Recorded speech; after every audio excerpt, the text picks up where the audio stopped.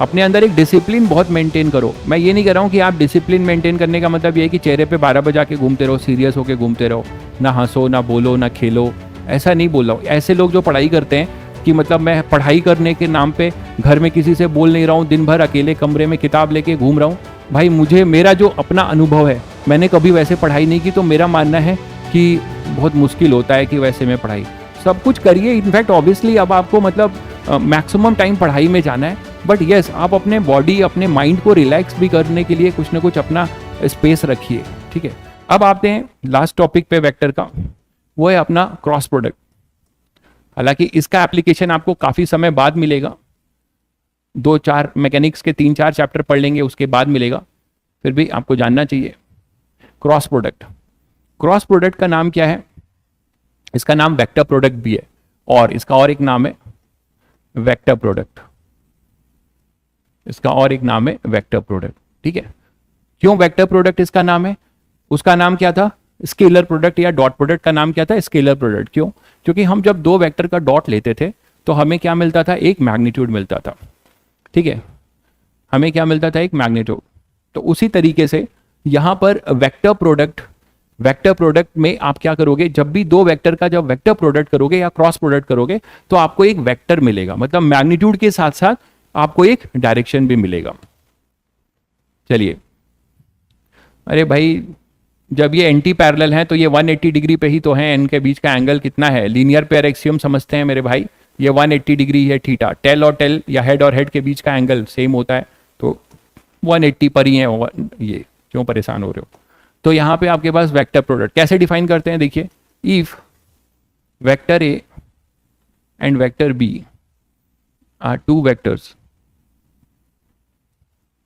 Then A cross B, ऐसे लिखते हैं, वहां डॉट लिखते थे, यहाँ क्रॉस लिखेंगे। ए क्रॉस बी जो डिफाइन करते हैं वो लिखते हैं हम मॉड ए, मतलब मैग्नीट्यूड, मॉड बी ऐसे, या आप डायरेक्ट केवल ए बी भी लिख सकते हो, है ना। तो ए बी साइन थीटा। -5 क्यों होगा भाई? -5 का मतलब क्या है? -5 क्यों होगा? आपको फोर्स का मॉडुलस चाहिए, मॉडुलस कभी भी नेगेटिव होता है क्या? समझ गए? ये देखिए, आपने यहां वेक्टर फॉर्म में निकाल तो लिया है, ये रहा F3, F3 जो है 2 डायमेंशनल प्लेन में निकाला हुआ है आपने, इसका मॉडुलस जो है 5 है, तो -5 क्यों लिख देंगे आप इसको? थोड़ा सोचा करो यार।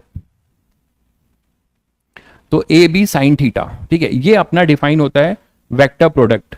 लेकिन इसके साथ कहानी खत्म नहीं होती, इसके बाद भी एक कहानी है। इसके साथ एक आते हैं आपको एन कैप, एक एन कैप मिलता है, एक एन आता है टोपी पहन के, इसके साथ हमेशा रहता है, ठीक है। तो ये आपका जो है टोटल फॉर्मूला बनता है वेक्टर प्रोडक्ट का, जिसमें कि ये जो मैंने पार्ट बनाया है ये आपको बताता है मैग्नीट्यूड। इस वेक्टर प्रोडक्ट का ये जो ए बी साइन थीटा है, आप देख ही रहे हैं, ये मैग्नीट्यूड बताएगा, magnitude of A cross B, magnitude of A cross B बताता है, ठीक है, जिसको आप डायरेक्ट क्या लिख सकते हैं? Mod of A cross B. A cross B लिया, उसका मॉड कर दिया, मतलब ए क्रॉस बी का मैग्नीट्यूड, ठीक है। तो सिंबॉलिकली आप ऐसे लिख सकते हैं, mod of A cross B. अब चलिए इस पे आते हैं। तो ये जो एन कैप है ये हमेशा क्या है? ये तो देख ही रहे हैं, टोपी पहना है, ये तो यूनिट वेक्टर है, ठीक है। तो ये है यूनिट वेक्टर, और किस डायरेक्शन में होगा इसके बारे में जानिए। It is a unit vector, it is a unit vector, है ना, always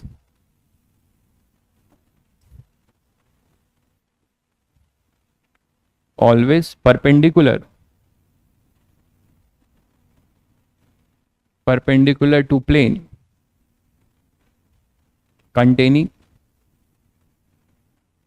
A and B, containing A and B vector. एक ऐसा प्लेन जो A और B को कंटेंट करता है, उस प्लेन के क्या होगा? ये एन कैप परपेंडिकुलर होगा, ठीक है। जैसे कि ऐसे समझिए,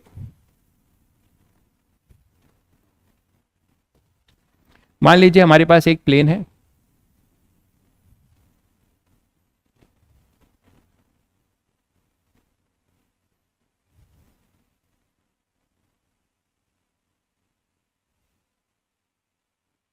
ठीक है, और ये जो प्लेन है इसकी एक्सिस में बना रहा हूं, ये एक्स एक्सिस के लॉन्ग लाई कर रहा है, ये जेड एक्सिस है, ये एक्स एक्सिस है, और इसके परपेंडिकुलर आपको पता है कौन सी एक्सिस होगी? Y axis. ये अपनी वाई एक्सिस है। तो ये जो प्लेन है अपना, ये कौन से प्लेन में है? दो एक्सिस से मिलके बना है ये प्लेन। कौन कौन से? एक्स एक्सिस और जेड एक्सिस। तो ये कौन सा प्लेन कहलाएगा भाई? X Z plane. ये सभी लोग समझ पा रहे हैं?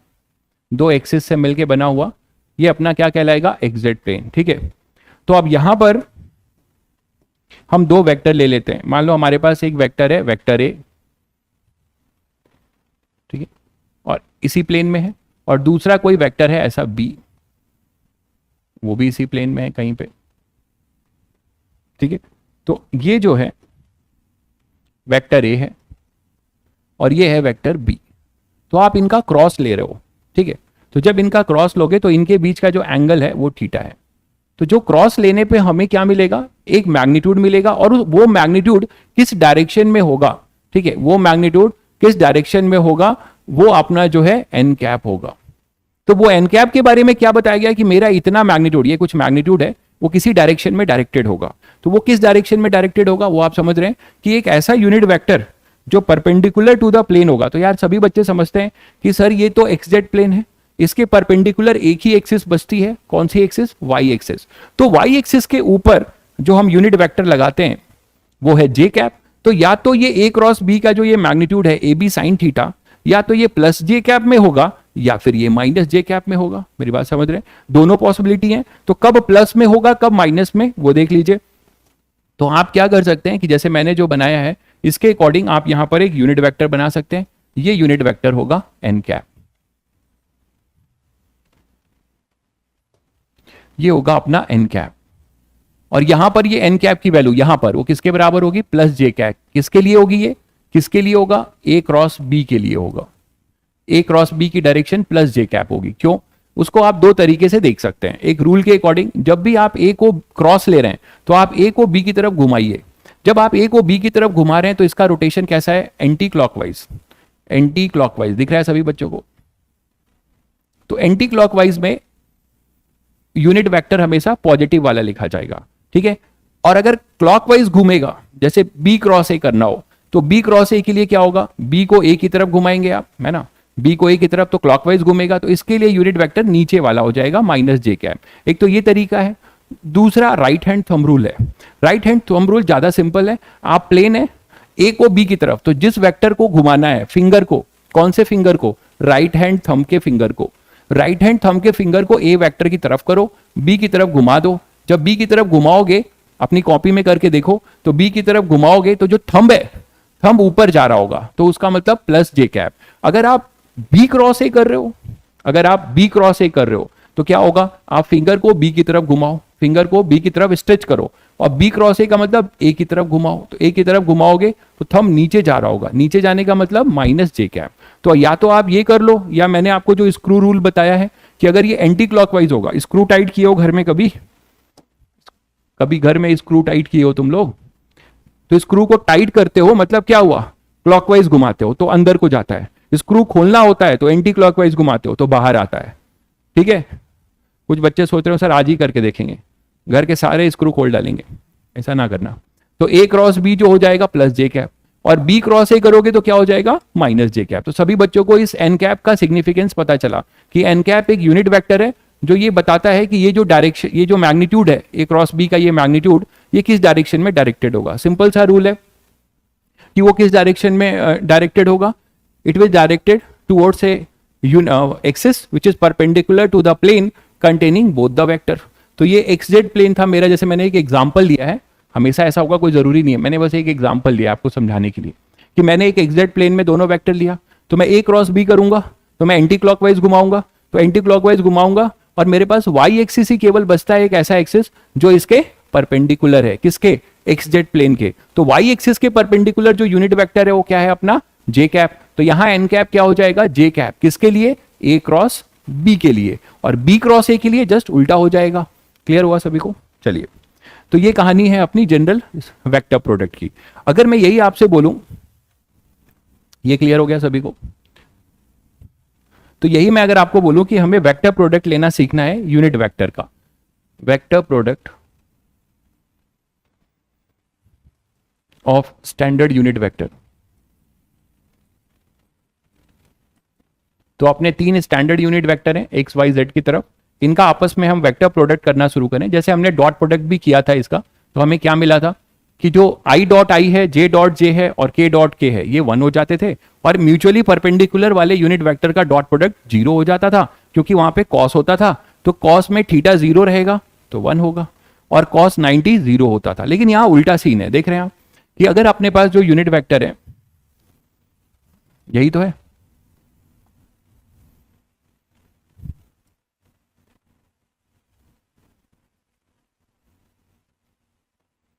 तो ये एक्स एक्सिस है, जैसे ये अपना वाई एक्सिस है और ये जेड एक्सिस है, ठीक है।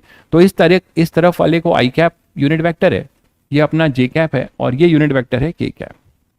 तो अगर मैं आपको बोलूं कि आई क्रॉस आई क्या होगा, सभी बच्चे बता सकते हैं बहुत आसानी से। आई क्रॉस आई क्या होगा भाई, 0 होगा, बिल्कुल। क्यों?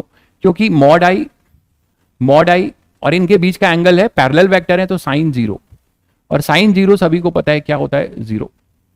इसी लॉजिक से जे डॉट जे भी 0 हो जाएगा और के डॉट के भी 0। तो यहां उल्टा हो रहा है, लाइक यूनिट वेक्टर का क्रॉस प्रोडक्ट 0 होगा। उसका रीजन आप समझते हो, क्योंकि वो दोनों पैरेलल होंगे, तो साइन 0 0 होता है, ठीक है। नेक्स्ट अपने पास क्या है, परपेंडिकुलर यूनिट अगर ले, मान लो आई क्रॉस जे लेते हैं, ध्यान दीजिएगा, आई क्रॉस जे मतलब ये कौन से प्लेन में है वेक्टर, एक वेक्टर ये अपना आई कैप है, और ये है, ये आई कैप है, और ये जे कैप है। तो ये किस प्लेन में है भाई, सभी बच्चों को पता है, एक्स वाई प्लेन में, यही है ना, ये एक्स वाई प्लेन में, ये एक्स होगा, ये वाई, तो ये एक्स वाई प्लेन में है, तो इनके परपेंडिकुलर ही तो आएगा। जो अपना यूनिट मॉडुलस कितना होगा, देखो, मॉड आई मॉड जे और साइन 90, तो मॉडुलस कितना आ जाएगा, वो तो 1 आ जाएगा, मानते हो कि नहीं। Mod A mod B sine theta, वो तो 1 आ गया, बट यहां एन कैप आएगा। तो यहां पर जो एन कैप होगा, वो आप लोग समझते हो कि एन कैप क्या होगा, उसके लिए रोटेशन सिखाया। आई को जे की तरफ कर्ल करो, ये देखो ये आई है, इसको जे की तरफ घुमाओ, जैसे ही घुमाओगे आपको दिखता है ये कैसा रोटेशन है, एंटी क्लॉकवाइज। तो जब मैंने एंटी क्लॉकवाइज बताया था तो क्या बताया था, आउटवर्ड। और किसके आउटवर्ड होगा, ये एक्स वाई प्लेन है, तो एक्स वाई के परपेंडिकुलर कौन सी एक्सिस होती है भाई, जेड एक्सिस होती है। तो जेड एक्सिस के अलोंग वाला यूनिट वेक्टर क्या होगा, जेड एक्सिस के अलोंग वाला यूनिट वेक्टर क्या होगा, या तो प्लस के कैप होगा या माइनस के कैप। लेकिन हमारा रोटेशन कैसा है, एंटी क्लॉकवाइज। तो आपको बताया था कि एंटी क्लॉकवाइज रोटेशन के लिए स्क्रू रूल से वो बाहर को निकल रहा होगा, आप पॉजिटिव लेंगे, पॉजिटिव वाला। और क्लॉकवाइज के लिए क्या बताया था, रोटेशन के लिए जो भी यूनिट वेक्टर आ रहा होगा जिस भी प्लेन के परपेंडिकुलर वाला, वो आप नेगेटिव लेंगे। तो यहां एक्स वाई प्लेन के परपेंडिकुलर कौन है, वो है के कैप। तो के कैप एंटी क्लॉकवाइज रोटेशन है, तो आई क्रॉस जे का ये तो 1 हो गया, यहां आ जाएगा के कैप। तो फाइनली आपने क्या सीखा, i cross j is equal to k cap, ये आ गया। इसका क्या मतलब है कि भाई ये दो यूनिट वेक्टर का आप क्रॉस ले रहे हैं, तो मैग्नीट्यूड तो 1 है, बट डायरेक्शन किधर है, पॉजिटिव जेड एक्सिस के लॉन्ग, ठीक बात है। उसी तरीके से मुझे बताओ कि अब आप लोग बता सकते हो कि जे क्रॉस के क्या होगा, जे क्रॉस के, जल्दी बताओ, जे क्रॉस के अब इजिली बता सकते हो। मैग्नीट्यूड मैं बार बार नहीं लिखूंगा, मैग्नीट्यूड तो 1 ही होगा। और जे क्रॉस के का मतलब क्या हुआ, ये कौन सा प्लेन है, ये वाईजेड प्लेन है। देखो ये वाईजेड प्लेन है, तो वाईजेड प्लेन के परपेंडिकुलर कौन सी एक्सिस होती है, एक्स एक्सिस। और उस एक्स एक्सिस का यूनिट वेक्टर कितना होता है, आई कैप। अब प्लस आई कैप होगा कि माइनस, आप देख रहे हो कि ये रोटेशन जे को के की तरफ कर रहे हैं, तो ये भी एंटी क्लॉकवाइज है, तो हम पॉजिटिव वाला लेंगे, मतलब प्लस आई कैप लेंगे। इसी तरीके से के क्रॉस आई भी कर सकते हो, और वो आप समझ रहे हो क्या हो जाएगा, जे कैप। के क्रॉस आई एक्स जेड होगा, तो के को आई की तरफ घुमाओगे, ये भी एंटी क्लॉकवाइज है ना। तो ये आपके पास इसका जो आएगा परपेंडिकुलर जे के अबाउट आएगा, एंटी क्लॉकवाइज है तो प्लस जे कैप। उल्टा अगर कर दोगे तो माइनस आने लगेगा, जे क्रॉस आई क्या हो जाएगा, माइनस के कैप, है ना। के क्रॉस जे क्या हो जाएगा, माइनस आई कैप, और आई क्रॉस के क्या हो जाएगा, माइनस जे कैप, ठीक है। तो उल्टा करोगे तो ये आ जाएगा। तो ये तो, लेकिन ये बताओ कि क्या ये जरूरी थोड़े है कि ये तो बहुत सिंपल चीज बताई मैंने तुम्हें अभी unit vector, standard unit vector का क्या बताया, स्टैंडर्ड यूनिट वेक्टर का आपको क्या बताया, क्रॉस प्रोडक्ट, जो आपने बहुत आसानी से बता दिया। क्लियर है सभी को। अगर लेकिन जनरल यूनिट वेक्टर हो, स्पेस में हो, 3 डायमेंशनल स्पेस में, ठीक है, 3 डायमेंशनल स्पेस में हो, तो 3 डायमेंशनल स्पेस में एक वेक्टर है, दूसरा 3 डायमेंशनल स्पेस में है, उसका प्लेन थोड़े डिसाइड कर पाओगे, वो भी किसी स्पेस में होगा। तो अब उसका कैसे करें, देखिए उसके लिए मैं आपको बता रहा हूं, आपको एज ए रूल इसे याद रखना है क्योंकि अभी लॉजिक नहीं दे सकता। 12th क्लास में डिटर्मिनेंट नाम की चीज है, उसको आप सॉल्व करेंगे तब आपको आइडिया लगेगा। Vector product of two position vectors, vector product of two position vectors. देखो एक पोजीशन वेक्टर लेते हैं R1,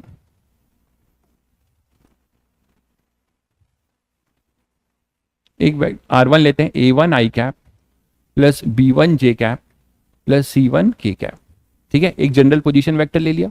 दूसरा पोजीशन वेक्टर ले लिया R2 A2 i cap plus B2 j cap plus C2 k cap. अब ये देख रहे हो आप 3 डायमेंशनल है, किसी स्पेस में है। अब इन दोनों का हमें क्रॉस प्रोडक्ट लेना है। जैसे तुम लोग को इसका डॉट प्रोडक्ट लेना सिखाया था, तो डॉट प्रोडक्ट में तुम लोगों ने क्या देखा, फाइनली क्या रिजल्ट आता था कि जो लाइक कोफिशिएंट है आई के कोफिशिएंट मल्टीप्लाई कर देंगे प्लस जे के और के और एक स्केलर मिल जाएगा।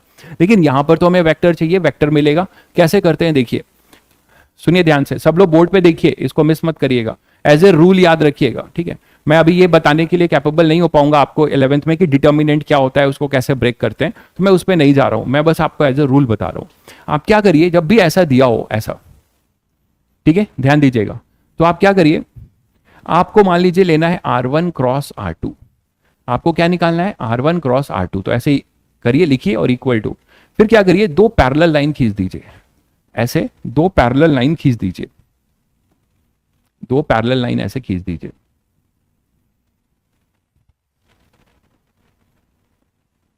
ठीक है, ऐसे दो पैरेलल लाइन खींच दिया।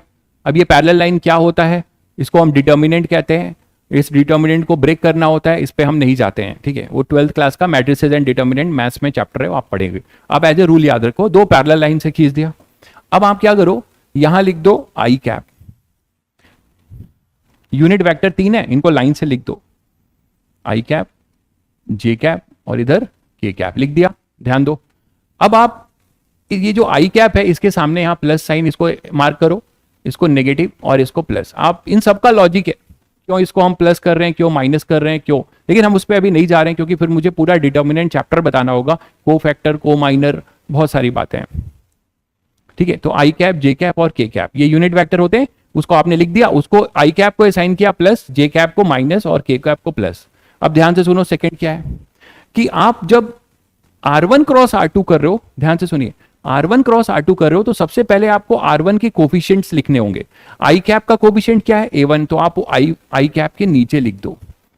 जे कैप का कोफिशिएंट क्या है, B1, तो उसको आप जे कैप के नीचे लिख दो। के कैप का कोफिशिएंट क्या है, C1, तो उसको इसके नीचे लिख दो। उसी तरीके से अब R2 के लिखो, पहले किसके लिखोगे, R1 क्रॉस R2 होगा तो पहले R1 के कोफिशिएंट्स लिखे जाएंगे, अगर R2 क्रॉस R1 होगा तो पहले R2 के लिखे जाएंगे, ठीक है। तो आप यहां पे लिख सकते हो A2 B2 और ये C2। यहां तक सभी बच्चों को क्लियर। नेक्स्ट स्टेप क्या है कि इसको ब्रेक करना आना चाहिए, इसी को हम आगे आप 12th में पढ़ेंगे, डिटर्मिनेंट है। तो देखिए इसको ब्रेक कैसे करते हैं, आपको क्या करना है, फिर आगे का स्टेप सुनिए, इक्वल टू लिखना है, आई कैप लिखना है, ऐसे आई कैप लिखना है, फिर एक पैरेलल लाइन ऐसे छोटी बनानी है, और क्या करना है कि आई कैप के नीचे, आप लोगों को सभी को पता है ये रो है और ये कॉलम है ना, तो आई कैप के नीचे जो कॉलम दिखता है ऐसे, इनका जो ये एलिमेंट है, आई कैप के नीचे जो कॉलम है उसके नीचे कौन से एलिमेंट है, A1 A2, उनको आपको छोड़कर बाकी एलिमेंट्स लिख देने हैं, बाकी एलिमेंट्स लिखने हैं। और आई कैप को तुमने क्या दिया था, प्लस, तो आई कैप के साथ प्लस रहेगा, समझ गए, आई कैप के साथ क्या रहेगा, प्लस, और आई कैप के नीचे ये दिख रहा है आपको, नीचे जो कॉलम है इसको छोड़कर बाकी जो एलिमेंट हैं, 4 एलिमेंट बचे, इनको ऐसे लिख दो, B1 B2 C1 C2 लिख दिया आपने। फिर आगे बढ़ो, जे कैप के साथ, जे कैप के साथ तुमने माइनस को दिया था, असाइन किया था, तो यहां लिखो माइनस जे कैप, और फिर ऐसे ही एक पैरेलल लाइन खींचो। अब आप यही रूल फिर से इसके लिए भी करोगे, जब आप यहां जे कैप लिखोगे तो जे कैप के नीचे वाले जो एलिमेंट हैं कॉलम में, ठीक है, जे कैप के नीचे, कॉलम ही कहलाएगा ना ये, तो इस कॉलम जे कैप के नीचे जो जे कैप वाला कॉलम है उसके एलिमेंट को गायब करो, बाकी एलिमेंट्स लिख दो। बाकी क्या क्या बचे फिर, A1 A2 C1 C2, समझ गए। उसके बाद फिर क्या बचता है, के को आपने क्या असाइन किया था, प्लस, तो आप लिखेंगे यहाँ पे प्लस के कैप, मैं यहाँ लिख दे रहा हूँ, उधर जगह नहीं है, और उसके साथ अब इसके नीचे वाले एलिमेंट को गायब करके बाकी एलिमेंट लिखोगे, A1 A2 B1 B2। यहां तक आ गए सब लोग? यहां तक सब लोग आ गए? नहीं, मॉड वोड नहीं है, ये मॉड नहीं कहते हैं इसको, मैंने बोला इसको डिटर्मिनेंट कहते हैं, आगे आप पढ़ेंगे। अब आगे का रास्ता आपके लिए आसान है, क्योंकि ये आपका जाना पहचाना है। कैसे? आप लोगों ने 10th क्लास में सभी बच्चों ने क्रॉस मल्टीप्लीकेशन किया होगा, याद करो। सभी बच्चों ने 10th क्लास में क्रॉस मल्टीप्लीकेशन किया होगा, याद आ रहा है सभी बच्चों को? क्या करते थे? इधर ये माइनस, फिर ये माइनस, फिर ये, और फिर ये माइनस, ये लिखते थे, याद है? क्रॉस मल्टीप्लीकेशन सभी बच्चों ने किया होगा। तो यहां पे plus i cap cross multiply कर दो, तो B1 C2, उसके साथ फिर लिखो माइनस B2 C1। क्लियर है सभी को? उसके बाद माइनस जे कैप, ये हो जाएगा A1 C2 minus A2 C1, और फिर plus k cap A1 B2 minus A2 B1। ये मिल गया तुम्हारा कौन सा वेक्टर? R1 cross R2। देखो, अगर आपने क्रॉस लिया है तो आपको पूरा एक वेक्टर मिलता है कि नहीं? ये पूरा आपको क्या मिलता है? एक वेक्टर मिलता है। बताओ, ये आपको क्या मिल जाता है? R1 क्रॉस R2 करोगे तो आपको एक वेक्टर मिल जाता है, मिलता है। तो आप बोल सकते हो कि सर क्या जरूरी है कि पहले मैं ये वाला करूं? पहले ये नहीं लिख सकता? B2 C1 लिख सकते हो। जब अगर आप पहले ये लिखोगे तो यहां पे भी पहले ये लिखोगे, फिर यहां पे भी पहले ये लिखोगे, तो सीक्वेंस एक ही रहेगा। मैं अगर B1 C2 लिख रहा हूं तो इसका A1 C2 पहले लिखूंगा। अगर मैं B2 C1 लिख रहा हूं तो मैं हर जगह पे फिर इस वाले को पहले लिखूंगा। तो ये कहानी है इसकी। अब इससे आपको एक बड़ा इंटरेस्टिंग रिजल्ट निकलता है क्या? कि अगर मैं बोलूं कि दो वेक्टर पैरेलल हैं, ध्यान दीजिएगा, यही R1 वेक्टर है और ये R2 वेक्टर है। अगर ये पैरेलल हैं, if R1 vector and R2 vector are parallel, तो तुरंत तुम लोग बता सकते हो कि इनका क्रॉस प्रोडक्ट क्या होने जा रहा है। बताओ आप लोग। अगर R1 और R2 दो पैरेलल वेक्टर हैं तो इनका क्रॉस प्रोडक्ट क्या हो जाएगा? क्रॉस प्रोडक्ट क्या हो जाएगा? दो पैरेलल वेक्टर का क्रॉस प्रोडक्ट क्या हो जाएगा? 0 हो जाएगा। बिल्कुल सही कह रहे हैं। तो 0 हो जाएगा क्योंकि उन दोनों के बीच का एंगल क्या है? 0। तो आप क्या बोलते हो भाई? पैरेलल वेक्टर है तो यहां थीटा 0 होगा, तो आप करते हो ना mod R1 mod R2 sign 0, तो 0 हो जाएगा। तो अगर ये 0 हो जाएगा, इसका मतलब क्या हुआ कि R1 क्रॉस R2 0 हो जाएगा, क्रॉस प्रोडक्ट 0 हो जाएगा, नल वेक्टर आएगा। बिल्कुल। तो ये जो तुमने किया है इसमें ये चीज मिला है। तो इंटरेस्टिंग बात ये है कि अगर ये 0 हो जाए, ध्यान दीजिएगा, अगर ये 0 होगा, इफ ये अगर 0 हो जाए, किस कंडीशन में? इस कंडीशन में। कौन सी कंडीशन? कि R1 और R2 हमारे क्या है? पैरेलल हैं तब। बाकी जनरल तो आपने कर लिया है। Under this condition I am saying कि अगर ये पैरेलल हैं तो आपका ये होगा, ये 0 होगा।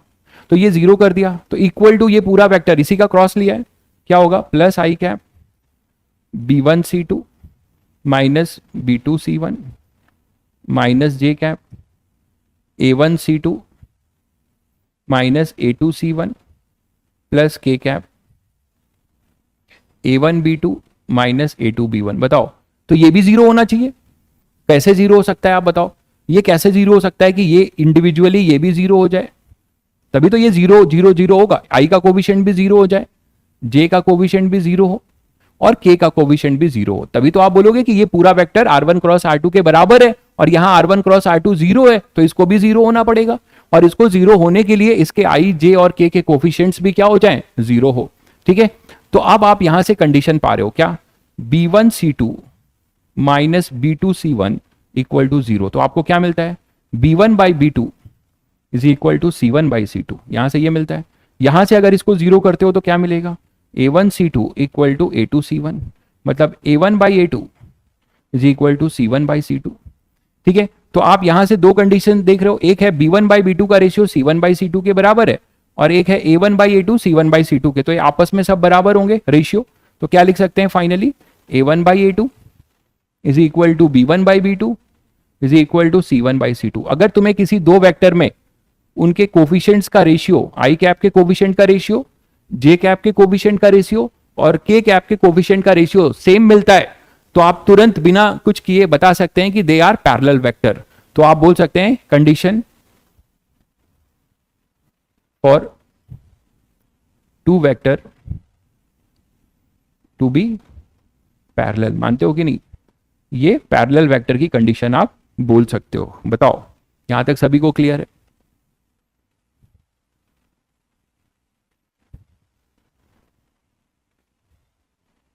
यहां तक सभी बच्चों को क्लियर?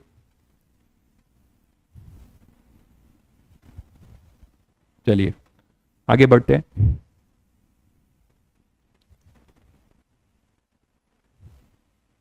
तो आप लोग कुछ प्रैक्टिस के लिए अभी एक दो क्वेश्चंस करते हैं क्रॉस प्रोडक्ट का। जैसे पहला क्वेश्चन है, find R1 cross R2 mod, और दिया हुआ है if R1 equal to 3 i cap minus j cap plus 2k cap and R2 is equal to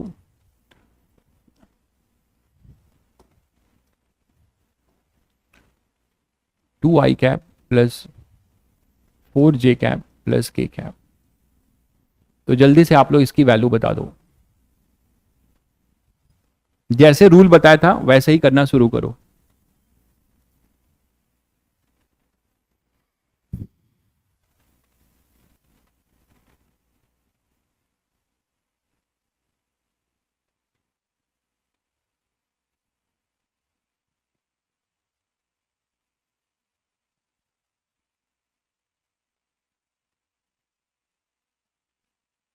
जल्दी से इसका आंसर करो, नोट करना है तुम्हें।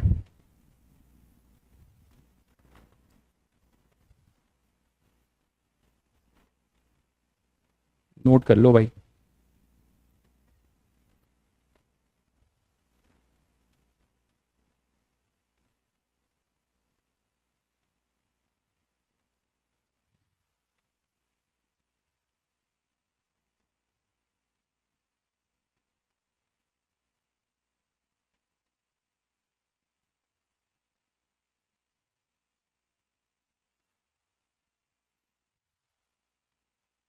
हुई क्या होगा?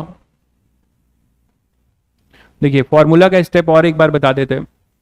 जब भी R1 क्रॉस R2 दिया है तो आप इसको R1 क्रॉस R2 लिख दीजिए, ठीक है, इक्वल टू एक पैरेलल लाइन खींच दीजिए और ये यूनिट वेक्टर्स लिख दीजिए, आई कैप, जे कैप और के कैप। और हमेशा ध्यान रखिए कि आई कैप के लिए प्लस होगा, जे कैप के लिए माइनस होगा और के कैप के लिए प्लस होगा, ठीक है। अब आप क्या करेंगे, R1 क्रॉस R2 बोला है तो आप R1 है ना, देख रहे हैं आप ये R1, तो R1 का I का कोफिशिएंट I के नीचे लिख दीजिए, R1 का J का कोफिशिएंट J के नीचे लिखिए और R1 का K का कोफिशिएंट K के नीचे लिखिए। वो आपने लिख दिया अगर R1 क्रॉस R2 है तो। अगर R2 क्रॉस R1 है तो आप पहले R2 के कोफिशिएंट्स लिखेंगे, उसके बाद यहाँ A2 B2 और C2 कर दिया, इसी तरह R2 के कोफिशिएंट। अब इसको हम मैथ्स की भाषा में डिटर्मिनेंट कहते हैं। तो इस डिटर्मिनेंट को ब्रेक करने का तरीका मैंने ये सिखाया कि आप यहाँ पे I है उसके साथ आपने प्लस असाइन किया था तो प्लस लीजिए और फिर ऐसे पैरेलल लाइन खींच दीजिए और जो कोफिशिएंट आप लिख रहे हैं उसके नीचे जो एलिमेंट है उसको गायब करके बाकी एलिमेंट्स लिख दीजिए। आपने लिख दिया, I के नीचे जो है A1 A2 था इसको गायब किया, बचा जो B1 B2 C1 C2 इसको लिख दिया। ठीक उसी तरीके से J के साथ है माइनस और फिर आपने J के नीचे जो एलिमेंट है उसको गायब किया और लिखा A1 A2 C1 C2, ये देखिए। उसी तरीके से K के नीचे जो एलिमेंट है C1 C2 उसको गायब किया आपने और बाकी जो बचे हुए एलिमेंट है उसको लिख दिया, ये देखिए। फिर आपने क्या किया, इनको क्रॉस मल्टीप्लीकेशन कर दिया। आई कैप है, यहाँ आई कैप लिखा, इसको B1 डायगोनली मल्टीप्लाई किया और बीच में माइनस साइन लगाते गए, B1 C2 minus B2 C1। फिर J के साथ माइनस J है तो minus J, A1 C2 minus A2 C1 और K के साथ A1 B2 minus A2 B1। हो गया आपका, क्लियर है। फिर उसी में मैंने केस करा दिया था कि अगर ये पैरेलल होंगे तो इनका क्रॉस प्रोडक्ट जीरो होगा, तो अगर ये जीरो होगा तो ये इंडिविजुअली जीरो होंगे तभी ये नल वेक्टर बनेंगे। तो वहां से हमें एक कंडीशन मिल गई कि टू वेक्टर्स आर पैरेलल की। आई थिंक बहुत बच्चों ने कर लिया, आंसर देना शुरू कर दिया उन लोगों ने। तो चलिए बाकी लोग जिनसे नहीं हुआ वो फिर यहां देख लीजिए। तो ये R1 क्रॉस R2 है तो इसको आप करेंगे R1 क्रॉस R2, ऐसे करेंगे। मैं सारे स्टेप वाइज ही कर रहा हूं, डायरेक्ट नहीं करूंगा, अब फिर देख लीजिए। तो आप पहले लिखेंगे यहाँ पे आई कैप, जे कैप और के कैप। क्या बताया था, आई के साथ हमेशा प्लस असाइन करिए, जे को माइनस और के को प्लस। अब आई के नीचे R1 के कोफिशिएंट लिखेंगे 3, जे का कितना है, कुछ भी नहीं है मतलब -1, के का क्या है 2। मान लो यहाँ 2 नहीं होता, ध्यान दो, अगर यहाँ केवल 3 आई कैप माइनस जे कैप होता इसका मतलब के 0 है तो यहाँ 0 लिखते, समझ गए। तो अब आपके पास क्या होगा, R2 का इसी तरह लिखिए, वो होगा 2 4 और ये k का कितना है यहाँ पे 1, ऐसे लिख दिया आपने। अब आप क्या करने वाले हैं, इस डिटर्मिनेंट बना लिया, इस डिटर्मिनेंट को सॉल्व करने वाले हैं, ब्रेक करने वाले हैं। तो पहले आपको क्या लिखना है, प्लस आई कैप, और फिर एक पैरेलल लाइन खींचना है, और क्या करना है, इसके नीचे वाले एलिमेंट गायब करने हैं। मतलब यहाँ क्या गायब होगा, 3 और 2 गायब होगा, बाकी बचे हुए एलिमेंट लिखे जाएंगे। तो -1 2 4 1 ये लिख दिया आपने, ठीक है। उसके बाद क्या होगा, जे के साथ है, माइनस के साथ है, देखिए जे माइनस के साथ है तो माइनस जे लिखेंगे, और फिर ऐसे पैरेलल लाइन, और इसके नीचे वाले एलिमेंट गायब होंगे, जे के नीचे वाले एलिमेंट गायब होंगे, बाकी बचे हुए एलिमेंट यहां पर आप उसे लिख देंगे। तो क्या हो जाएगा, जे के नीचे -1 4 है, इसको आप गायब कर दीजिए, क्या मिलेगा आपको 3 2 और इधर 2 1 ये लिख दिया। ठीक उसी तरीके आपके पास क्या हो जाएगा, प्लस के कैप, और इसके पैरेलल लाइन खींच दिया, और के के नीचे वाले जो एलिमेंट है उनको आप गायब कर दीजिए, क्या मिलेगा आपको 3 2 -1 और 4। यहां तक सभी को क्लियर हुआ, ठीक है। अब आपको लास्ट स्टेप क्या बताया है, इनको ऐसे क्रॉस मल्टीप्लाई कर दीजिए, पहले ये दोनों क्रॉस मल्टीप्लाई करिए, तो 1 इंटू -1 1 इंटू -1 क्या हो जाएगा भाई, -1, और फिर बीच में माइनस साइन, 4 इंटू 2 8, फिर माइनस जे कैप, फिर इसको मल्टीप्लाई करिए 3 को 1 से, तो 3 इंटू 1 3, फिर -2 इंटू 2 4, ठीक है। उसके बाद प्लस के कैप,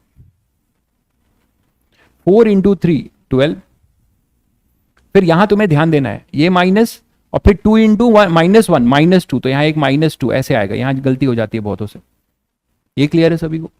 तो आपको फाइनली इस डिटर्मिनेंट का क्या मिलता है, -9 आई कैप, और यहां हो जाएगा प्लस जे कैप, और यहां हो जाएगा +14 की कैप। चेक करिए आप लोग अपना आंसर।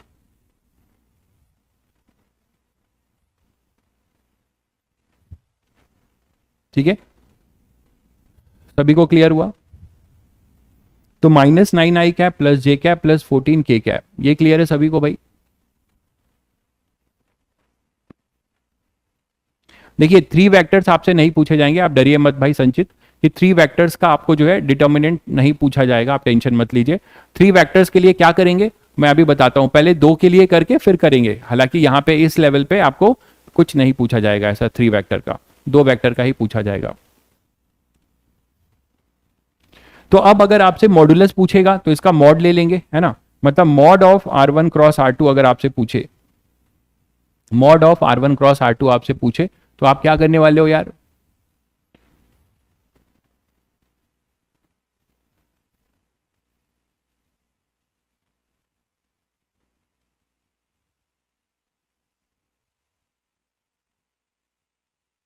बताइए क्या करोगे, इसका मॉड ले लोगे, तो मॉड क्या आ जाएगा, √(-9)² प्लस 1² प्लस 14², ये आ जाएगा 81 प्लस 1 प्लस 196, यही आएगा ना भाई।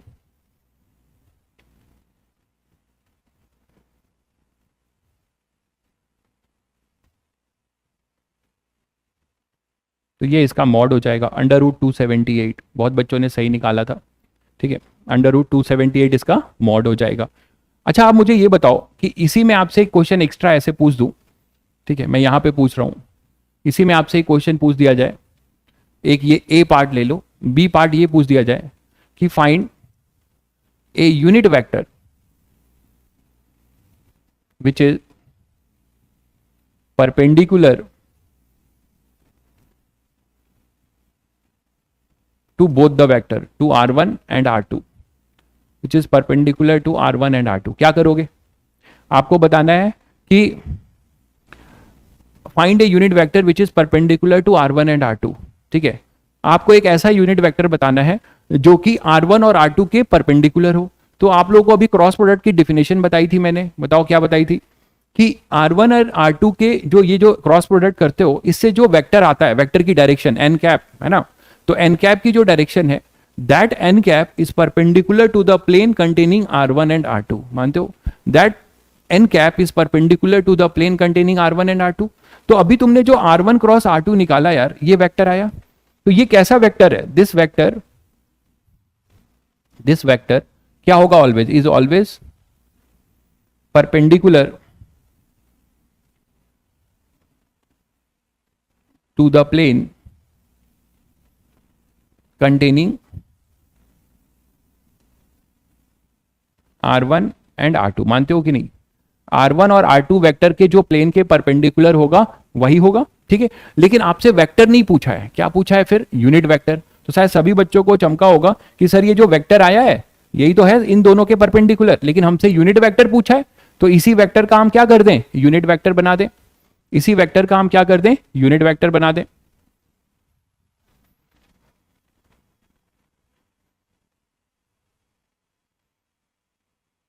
एक सेकेंड, आप लोगों का कमेंट विजिबल नहीं हो रहा है, स्क्रीन ऑफ हो गया है, जस्ट 2 मिनट दीजिए।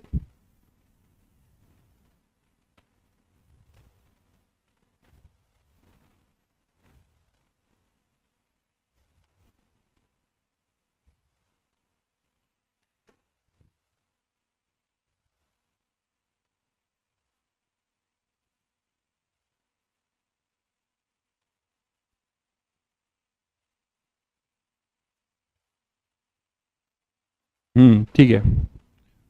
तो आप सभी बच्चों को ये समझ में आ गया कि हमारे पास जो है find a unit vector which is perpendicular to R1 vector and R2 vector. तो आप सीधे सीधे यूनिट वेक्टर बोला है, तो हमें पता है कि भाई जो हमारा वेक्टर है ये, इसी का हम क्या कर लें? यूनिट वेक्टर बना दें। तो क्या हो जाएगा? Unit vector of -9 i cap plus j cap plus 14k cap, यही तो होगा, यही होगा इसके परपेंडिकुलर यूनिट वेक्टर। तो क्या हो जाएगा? पोजीशन वेक्टर आपको पता ही है, बस इसके मॉड से इसको आप डिवाइड कर देंगे। रिक्वायर्ड वेक्टर जो अपना एन कैप है, एन कैप लिख लेता हूं, तो अपना जो एन कैप होगा वो यही होगा। तो एन कैप जो होगा वो हो जाएगा अंडर रूट, अभी आपने इसका मॉड भी निकाला था 278। तो ये यूनिट वेक्टर होगा जो R1 और R2 दोनों के परपेंडिकुलर होगा, मानते हो? तो तुम लोग देख लेना कि आपसे क्या पूछा है। अगर वेक्टर पूछेगा तो ये आंसर देना, अगर वेक्टर पूछेगा तो ये आंसर देना, यूनिट वेक्टर पूछेगा तो जो क्रॉस प्रोडक्ट के करने के बाद जो आंसर आया है उसका आप मॉड से उसको डिवाइड कर दोगे। क्लियर है सभी बच्चों को? अरे पी लेंगे, पानी भी पी लेंगे, धन्यवाद।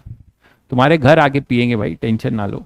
लामिस थ्योरम का एप्लीकेशन जब हम लोग अभी जस्ट इसके बाद 1-2 क्वेश्चंस में इक्विलिब्रियम वाले में करेंगे, तो लामिस थ्योरम को आपका एप्लीकेशन मिलेगा, ठीक है भाई।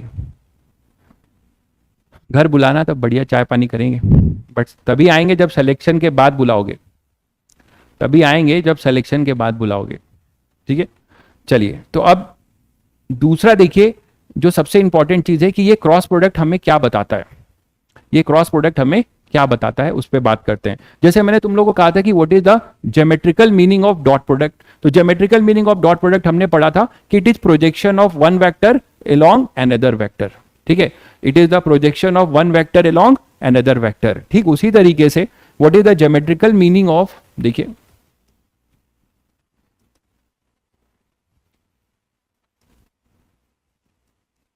मीनिंग ऑफ क्रॉस प्रोडक्ट,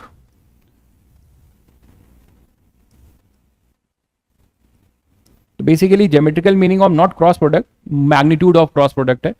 तो geometrical meaning of cross product,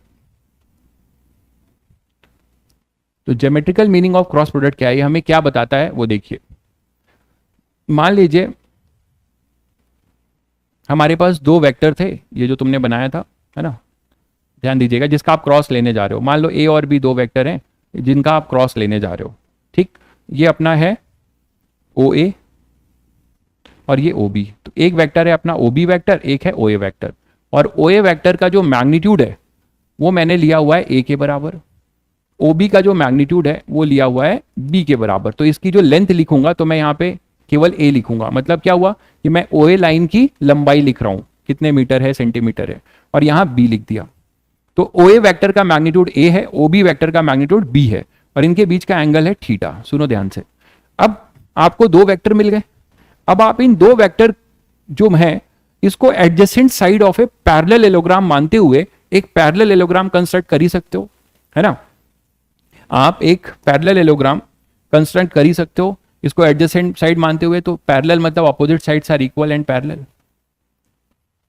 तो मैंने एक OB के पैरेलल और उतनी ही लंबी एक लाइन खींच दी, और एक मैंने खींच दी OA के पैरेलल और उतनी ही लंबी।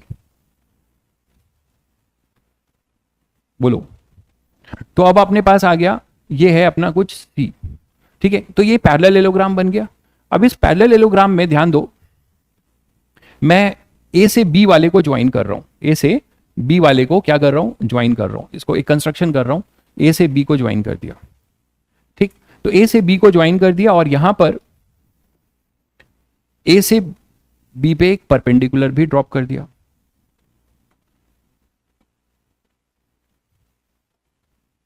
ये परपेंडिकुलर ड्रॉप कर दिया, ठीक है। अब मुझे ये बताओ, ध्यान दो इधर, कि अगर आप दो ट्रायंगल दिखते हैं OAB और ACB, इनकी कॉन्ग्रुएंसी तो प्रूव कर ही सकते हो, बहुत आसान है कि OAB and ABC are congruent. ये तो आप लोग सब लोग जानते हो, ऐसे ऐसे भी कर सकते हो, ये कॉन्ग्रुएंट होंगे। तो कॉन्ग्रुएंट होंगे मतलब क्या हुआ, देखिए सिमिलर में होते हैं कि उनके साइड्स आर के रेशियो प्रोपोर्शनल होते हैं, बिल्कुल SSS से कर सकते हो, साइड साइड साइड कॉन्ग्रुएंसी। तो कॉन्ग्रुएंसी में क्या होता है कि उनका फिगर, मतलब इसको मैं इसके साथ सुपर इंपोज करूं तो आइडेंटिकल होगा, यही ना। तो इनका एरिया भी सेम होगा, ये बोल सकते हैं। अगर ये कॉन्ग्रुएंट है तो इतने का area of triangle OAB is equal to area of triangle ABC, ये भी बोल सकते हो, ठीक है। अब देखो, मैं अगर आपको बोलता हूं कि ये एक राइट एंगल ट्रायंगल लो, ABCD है, तो इधर D कर लो। आप मुझे बताओ कि इसका एल्टीट्यूड निकाल सकते हो AD किस ट्रायंगल से, in right angle triangle OAD।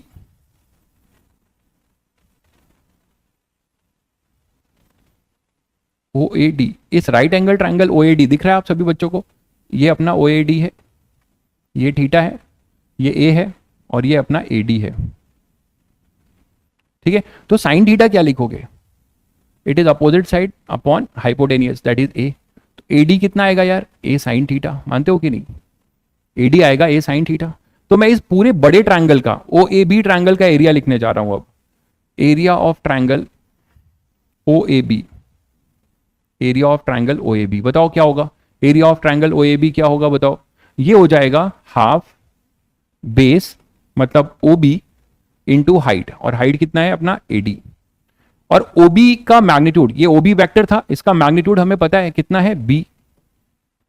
AD अभी आपने निकाला, वो कितना है A साइन थीटा। क्या चमका तुम लोगों को, अरे कुछ चमका, क्या चमका, इसको देखकर क्या चमका, AB साइन थीटा, इससे क्या चमका तुम लोगों को कि सर, चलिए ये ट्रायंगल और ये ट्रायंगल, तो एरिया ऑफ पैरेललेलोग्राम क्या हुआ,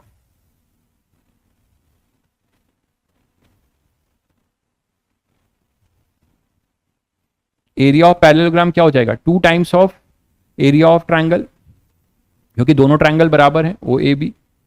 ये भी लिख सकते हो, क्या लिखोगे, AB साइन थीटा।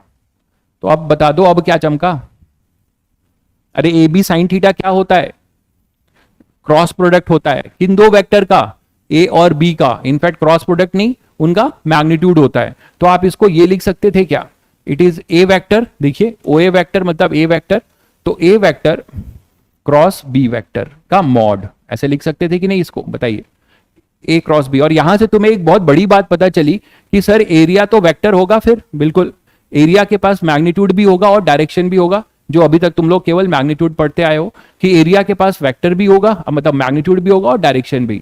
इसका मतलब जब हम क्रॉस करेंगे तो हमें एक एरिया वेक्टर मिलेगा, उसका मैग्नीट्यूड ये होगा AB साइन थीटा, और उसका जो वेक्टर होगा वो हमेशा जो एरिया निकालोगे उसके प्लेन के क्या होगा, परपेंडिकुलर होगा। ये अभी आपने पढ़ा कि A क्रॉस B, आपने अभी ये निकाला, जैसे ये निकाला, ये पैरेललेलोग्राम है, तो ये A वेक्टर है, ये B वेक्टर है, ये A वेक्टर है और ये B वेक्टर है, यही ना, इसी से तो आपने पैरेललोग्राम कंस्ट्रक्ट किया। तो इसका जो एरिया वेक्टर होगा वो इसके प्लेन के परपेंडिकुलर होगा और क्या होगा, आउटवर्ड होगा। तो आपने एक बहुत बड़ी बात सीखी, हालांकि आप इसका यूज 12th क्लास में ज्यादा करेंगे कि एरिया एक वेक्टर क्वांटिटी है, इसका बहुत यूज करने वाले हैं, लेकिन अभी आपने एक बहुत बड़ी बात सीखी कि सर जो क्रॉस प्रोडक्ट हम करेंगे, तो क्रॉस प्रोडक्ट का जब हम मॉड ले लेंगे, इसका मतलब हम जो दो वेक्टर का क्रॉस प्रोडक्ट कर रहे हैं, उन दोनों वेक्टर से हमने वो क्या थे दोनों vector, they are just like a adjacent side of a parallelogram. वो adjacent side of a parallelogram थे, तो उनका हम क्रॉस प्रोडक्ट करेंगे तो हमें उनसे हेल्प से जो पैरेललोग्राम मिला है उसका एरिया मिल जाएगा। तो कभी भी आपको ऐसा क्वेश्चन बोला जाए कि find the area of a parallelogram if their adjacent side are, फिर वेक्टर दिया जाएगा, तो सीधे सीधे उसका क्रॉस प्रोडक्ट करोगे तो उससे एक वेक्टर आएगा, फिर उसका क्या ले लोगे, मॉड, तो उसका जब मॉड ले लोगे तो आपको उस पैरेललोग्राम का एरिया मिलेगा। कभी आपसे रेक्टेंगल का एरिया पूछा जाए तो आप क्या कर दोगे, फिर हाफ ऑफ, देखिए ये वाला, ये आप ऐसे लिख सकते थे, ऐसे लिख सकते थे, तो half of A cross B करोगे तो एरिया ऑफ ट्रायंगल मिल जाएगा, और ए क्रॉस बी करोगे तो आपको क्या मिल जाएगा, उसका बताओ पैरेललोग्राम का एरिया। क्लियर है सभी बच्चों को? तो एक क्वेश्चन आप लोगों को देता हूं, अभी जल्दी से निपटा दीजिए, ये हटाओ,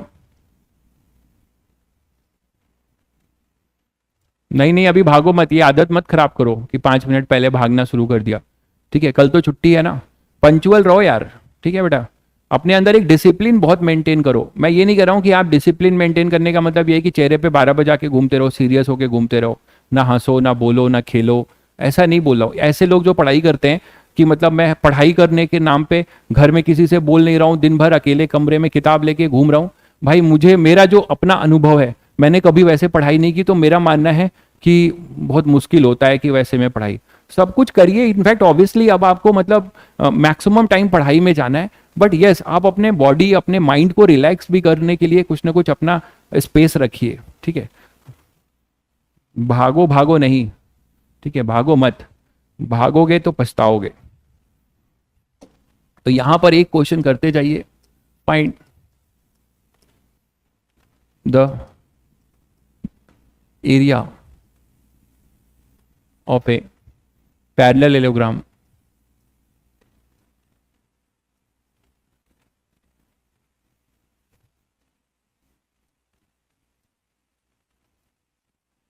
whose adjacent sides are vector A equal to I cap minus j cap plus 2k cap and vector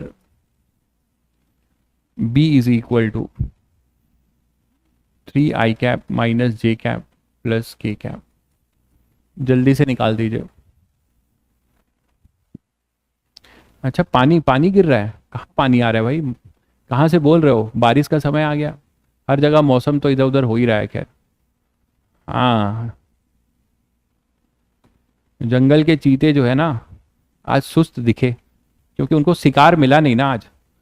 कल शिकार मिल रहा था तो शिकार कर रहे थे बहुत तेजी से, आज तो जंगल में केवल उनको घुमाया जा रहा था। आज जंगल सफारी थी, ठीक है? तो आज जंगल सफारी थी, चीतों को जो है आज शिकार करना नहीं था, बस घूम के देखना था।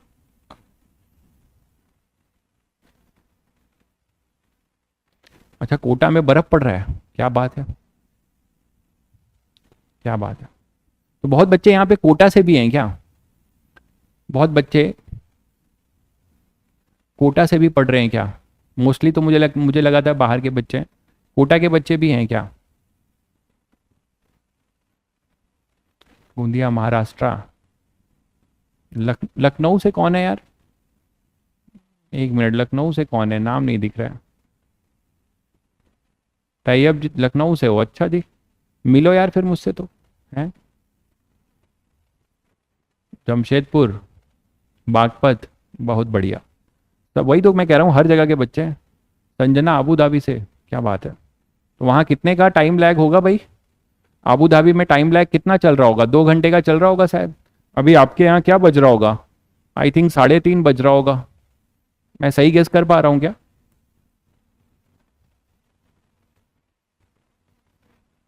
चलो, हर जंगल के चीते यहाँ मौजूद हैं, बहुत बढ़िया, बहुत अच्छी बात है। चलो फिर बच्चा लोग मिलते हैं, फिर संडे एंजॉय करो, बट एंजॉय के साथ साथ पुराना काम निपटाने का है और पुराना थ्योरी रिवाइज करने का है। वेपन्स आपको दे दिया है, वेपन्स अपने जो है लोड कर लीजिए। अब आगे के चैप्टर्स में हम ये वेपन्स चलाएंगे, ठीक है भाइयों? चलो मिलते हैं, ठीक है, ट्यूसडे को। और आपको 2 दिन का टाइम है, ये ध्यान रहे, तो इसमें बढ़िया से जो है ये सारी चीजें निपटा दो जो भी आपका छूटा है, ठीक है? अच्छे से यूज करना इसको, और फिर घूमो फिरो, खुश रहो। चलो।